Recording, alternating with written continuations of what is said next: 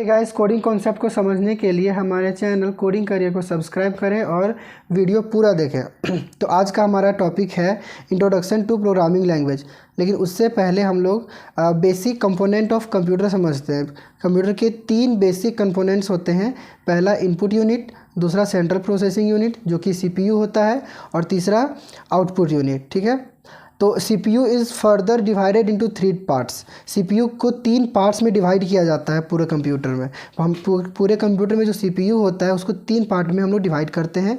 First है memory unit, second है control unit, और थर्ड है अर्थमेटिक लॉजिक यूनिट। ठीक है, इसको हम लोग डायग्राम के अकॉर्डिंग समझते हैं, डायग्राम से समझने की कोशिश करते हैं। तो ये हमारा डायग्राम है, ये पूरा सीपीयू का डायग्राम है। ये किसका डायग्राम है? सीपीयू का डायग्राम है। ठीक है, तो ये सीपीयू का अंदर का पार्ट है। ये इनपुट डिवाइस है, यहाँ से हम लोग किसी भी डेटा को इनपुट करते हैं। ठीक है, और ये जो है ये सीपीयू के अंदर का पार्ट है। सीपीयू के अंदर क्या क्या होता है? मेमोरी, प्राइमरी मेमोरी होता है। ठीक है, कंट्रोल यूनिट होता है और अर्थमेटिक लॉजिकल यूनिट होता है। ये 3 पार्ट जो होता है वो सीपीयू के अंदर होता है। सीयू क्या होता है? कंट्रोल यूनिट होता है। ये मेमोरी यूनिट में ही प्राइमरी मेमोरी आता है, और अर्थमेटिकल लॉजिकल यूनिट। जब कोई भी डेटा को हम लोग इनपुट करते हैं तो इस सीपीयू के अंदर ये सारे, इसमें से सारे काम होते हैं। इनपुट जो डेटा होता है वो सीयू में आता है, कंट्रोल यूनिट में आता है। उसके बाद वो डेटा अर्थमेटिक लॉजिकल यूनिट में जाता है। उसके बाद ये वापस से सीयू में जाता है, और ये वापस फिर कहाँ जाता है? प्राइमरी मेमोरी में जाता है। प्राइमरी मेमोरी में स्टोर होने के बाद ये वापस से सीयू में आएगा, और वापस से ये आउटपुट हो जाएगा। उसके बाद हम लोग को आउटपुट मॉनिटर पे शो करता है। तो ये जो पूरा काम होता है कि मतलब सीपीयू में ये पूरा काम होता है हम लोग का। इंट्रोडक्शन टू प्रोग्रामिंग लैंग्वेज, तो ये हम लोग का फर्स्ट इंट्रोडक्शन पार्ट है प्रोग्रामिंग लैंग्वेज का। तो पहले हम लोग देखते हैं प्रोग्रामिंग लैंग्वेज क्या होता है। अ programming language is a set of instructions. Set of instruction कहने का क्या मतलब है? सेट ऑफ इंस्ट्रक्शंस मतलब जहाँ पर हम लोग बहुत सारे इंस्ट्रक्शंस का यूज़ करते हैं। And syntax used to create software programs. बहुत सारे इंस्ट्रक्शंस का यूज़ करके हम लोग सॉफ्टवेयर प्रोग्राम क्रिएट करते हैं। वही चीज़ क्या होता है? प्रोग्रामिंग लैंग्वेज कहलाता है। अ programming language is a set of instructions and syntax used to create software programs like C, C++, C Sharp, Java, Python और etc. ठीक है, तो हम लोग यहाँ देख लीजिए कि प्रोग्रामिंग लैंग्वेज क्या होता है। अब देखते हैं some of the key features of programming language. Programming language का कुछ की फीचर्स हम लोग देखते हैं। पहला क्या होता है? सिंटैक्स। सिंटैक्स एक जो टर्म है उसको हम लोग समझते हैं। The specific rules and structure use to write code in a programming language. Syntax क्या है? एक स्पेसिफिक रूल्स है और स्ट्रक्चर है जिसको हम लोग यूज़ करते हैं प्रोग्रामिंग को लिखने में। ठीक है, right code in a programming language. Code को लिखने में हम लोग क्या करते हैं? सिंटैक्स का यूज़ करते हैं। सिंटैक्स क्या होता है? एक स्पेसिफिक रूल होता है और स्ट्रक्चर होता है। अब देखते हैं एल्गोरिथम। ये दूसरा टर्म है जो हम लोग प्रोग्रामिंग लैंग्वेज में यूज़ करेंगे।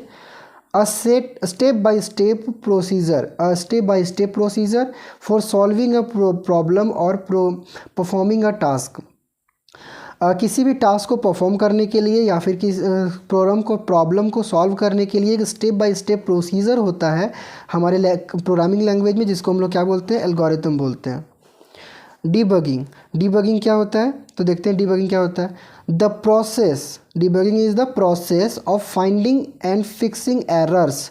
एरर्स मतलब त्रुटियाँ। हमारे कोड में, हमारे प्रोग्रामिंग में बहुत सारे एरर्स मिलते हैं, बहुत सारे त्रुटियाँ मिलती हैं, बग्स मिलते हैं, जिसको हम लोग क्या करते हैं? फाइंड करने का और फिक्स करने का जो प्रोसेस होता है उसको हम लोग क्या बोलते हैं? डिबगिंग बोलते हैं। ठीक है, IDE क्या होता है? Integrated development environment. जब हम लोग आगे पढ़ेंगे तो एक टर्म मिलेगा हम लोगों को IDE, तो उसका फुल फॉर्म क्या होता है? Integrated development environment. IDE का फुल फॉर्म क्या होता है? Integrated development environment. A software application, ये क्या होता है? IDE एक सॉफ्टवेयर एप्लीकेशन होता है दैट प्रोवाइड, जो हम लोग को प्रोवाइड करवाता है a comprehensive development environment for coding, debugging and testing. मतलब कि आईडी एक तरह से हमारा एक प्लेटफॉर्म है, एक सॉफ्टवेयर एप्लीकेशन है जो हम लोग को प्रोवाइड करवाता है कम्प्रीहेंसिव डेवलपमेंट इन्वायरमेंट। एक इन्वायरमेंट हम लोग को प्रोवाइड करवाता है फॉर कोडिंग के लिए, डिबगिंग के लिए एंड टेस्टिंग के लिए। तो सिंपल सी बात कि आईडी क्या होता है, एक प्लेटफॉर्म है, ठीक है, जो हम लोग को कम्प्रीहेंसिव इन्वायरमेंट प्रोवाइड करवाता है कोडिंग के लिए, डिबगिंग के लिए और टेस्टिंग के लिए। Libraries and frameworks, collections of pre written code, collections of pre written कहने का मतलब ऐसा चीज़, ऐसा कोड जो हमारे लाइब्रेरी मतलब कोडिंग में पहले से लिखा हुआ है, पहले से उसका मतलब फिक्स है और उसका कलेक्शन जो है उसी को हम लोग लाइब्रेरी कहते हैं। That can be use to perform common task and speed of development. जो क्या करता है, जिसका यूज़ करके हम लोग क्या करते हैं अपने कोडिंग में, जिसका हम लोग यूज़ करते हैं। सिंपल सी बात है कि लाइब्रेरी और फ्रेमवर्क क्या होता है, collection of pre written code होता है, collection of pre written code जिसका यूज़ करके हम लोग परफॉर्म करते हैं कॉमन टास्क को हमारे कोडिंग में।